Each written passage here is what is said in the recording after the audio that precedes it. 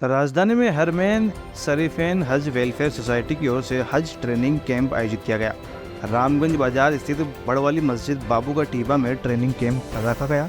इस कैंप में मुफ्ती रजी ने बताया हज के दौरान किए जाने वाले अरकानों की जानकारी दी, जहां वरिष्ठ हज ट्रेनर्स द्वारा आसान हज और उम्रा ट्रेनिंग दी गई। हज ट्रेनर्स के द्वारा हाजियों को सफ़र हज की तैयारी के बारे में बताया गया।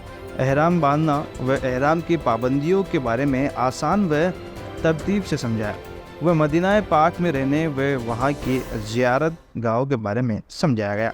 उम्रा व हज करने का आसान तरीका व ख़ास मुकाम जहाँ दुआएं कबूल होती है, उन सभी जगहों का आसान तरीका बताया। हज के 5 दिनों में एहराम की हालत में ध्यान रखने वाले ख़ास पाबंदियों की भी जानकारी दी गई। आदाब दोस्तों, मैं हूं सद्दाम हुसैन। आप देख रहे हैं रोयल पत्रिका। इस वक्त हम मौजूद है जयपुर के रामगंज बाजार स्थित बाबू का टीबा बड़वाली मस्जिद के अंदर, जहां हम आपको बता दें हज ट्रेनिंग की यहाँ एक कैंप रखा गया है, जहां कैंप के दौरान हज यात्रियों को कैंप के अंदर जानकारी दी। हज के दौरान में किए जाने वाले अरकानों के बारे में ये जानकारियाँ दी गई। वहीं हमारे साथ खास बातचीत के लिए जो हज वेलफेयर सोसाइटी की ओर से जो सेक्रेटरी है, उनसे हम जानते हैं किस प्रकार की यहाँ ट्रेनिंग दी गई है, उसके बारे में कुछ जानकारी देंगे आप। अल्हम्दुलिल्लाह, यहाँ पर हर साल हम हज का कैंप लगाते हैं। इसके अंदर हाजियों को उम्रा करने का आसान तरीका समझाते हैं, जिसमें एहराम बांधने के बाद 2 चादरें जिसे हम एहराम बोलते हैं, उसकी पाबंदियों का नाम एहराम होता है। उसकी पाबंदी मर्द की 8 पाबंदी होती हैं, औरत की 6 पाबंदी होती हैं।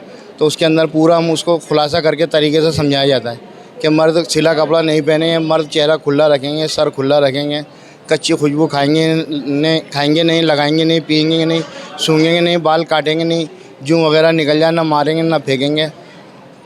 इस तरीके से पूरी ट्रेनिंग दी जाती है। जी हाँ। तो ये सिर्फ जयपुर या जयपुर के अंदर जैसे हमारे जामा मस्जिद है, मरकज़ है, बाबू का टीबा बड़वाली मस्जिद है, शाहिद भाई हज कमेटी के मेंबर कोऑर्डिनेटर हैं, उसके अंदर अजीज़ुल्लाह मस्जिद में इसी तरीके से 5 दिन का ये कैंप लगाया जाता है।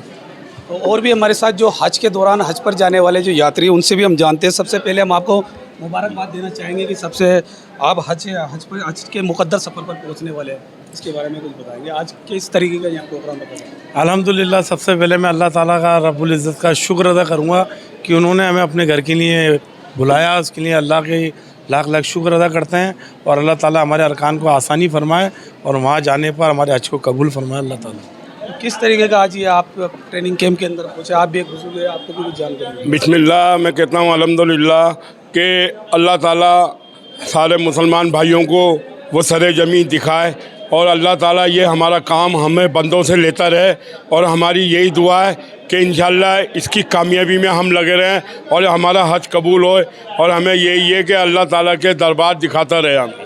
तो देखिए, इस अभी जो बताया गया है, ये हज ट्रेनर द्वारा जो बताया गया है कि हज के दौरान किए जाने वाले जो तमाम अरकान जो कि सऊदी के मक्का और मदीना के अंदर जो जाकर हाजी द्वारा जो अरकान किए जाते हैं, वो पूरी तरीके से यहाँ जो जयपुर के आसपास के इलाकों के अंदर और जयपुर शहर के अंदर जितने भी जो हज यात्री हज के दौरान वहाँ पहुँचेंगे, उनको यहाँ एक ट्रेनिंग दी गई है। सहयोगी पर्सन कैमरामैन के साथ सद्दाम हुसैन, रॉयल पत्रिका, जयपुर।